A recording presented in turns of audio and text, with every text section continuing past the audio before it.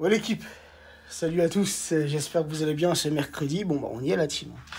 On y est, ce soir c'est la demi-finale, c'est France-Maroc ou Maroc-France, je sais pas dans quel sens on le dit, mais bref. Ouais, je suis vraiment impatient d'être à ce soir et je pense vraiment qu'on va assister à un très bon match entre deux belles équipes qui ont fait jusqu'à présent un très beau parcours. Le Maroc qui n'a encaissé qu'un seul but, et encore une fois c'était un but contre leur camp, donc ça montre à quel point ils ont une défense solide, et l'équipe de France qui offensivement a mis pas mal de buts depuis le début de cette compétition, mais à chaque match on s'est pris un but. Donc tu vois, pour ce soir je vois une victoire française, mais je vois un match dans son ensemble assez serré, donc je partirai sur une victoire 2-1 pour l'équipe de France. Et ce matin on se lève, je ne sais pas si chez vous c'est pareil, mais petit manteau blanc sur la route. Donc prudence, parce qu'à mon avis, ça glisse. La team, on va se réjouir, quoi qu'il arrive. En tant que supporter du Paris Saint-Germain, on aura un joueur de chez nous qui sera champion du monde. C'est sûr et certain. Après, est-ce que ça sera Messi?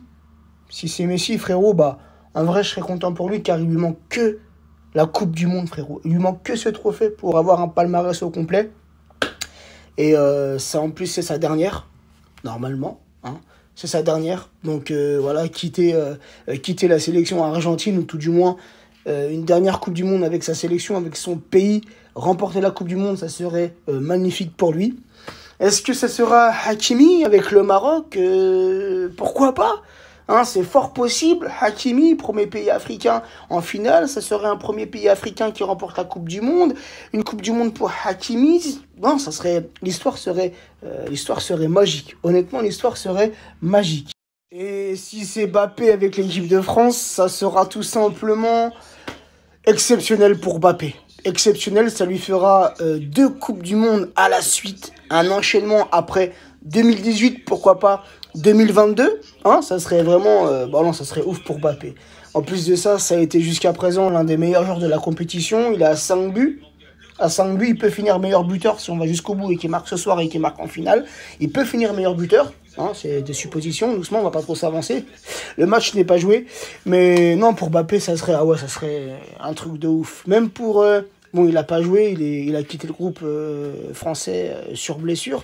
Mais je crois que si jamais on finit champion du monde, Benzema sera champion du monde. Puisque quand on regarde les compositions avant le match, il est toujours dans la liste. Voilà, donc... ça serait un bonheur de ouf d'être champion du monde encore une fois. En tout cas, je suis déjà excité de fou malade, frérot. J'imagine pas dans quel état je vais être ce soir si jamais on s'impose et qu'on va en finale. T'imagines, toi, en France-Argentine, c'est une affiche de ouf. Eux, ils vont vouloir prendre leur revanche de 2018, rappelez-vous, quand on les sort en 8e de finale. Et nous, on va vouloir conserver ce titre face aux Argentins, face à Messi. Après, il y a le scénario aussi où si on s'incline en demi contre le Maroc, comme je l'ai déjà dit précédemment, je serais triste de ouf. De ouf. T'as vu, frérot, là, on est lancé pour aller jusqu'au bout. J'ai pas envie que ça s'arrête, tu vois.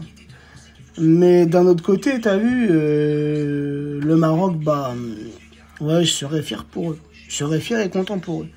Tu vois, une première nation africaine, une première nation arabe, musulmane, en finale, ça serait aussi un truc de ouf, frérot, tu vois. En vrai, tu vois.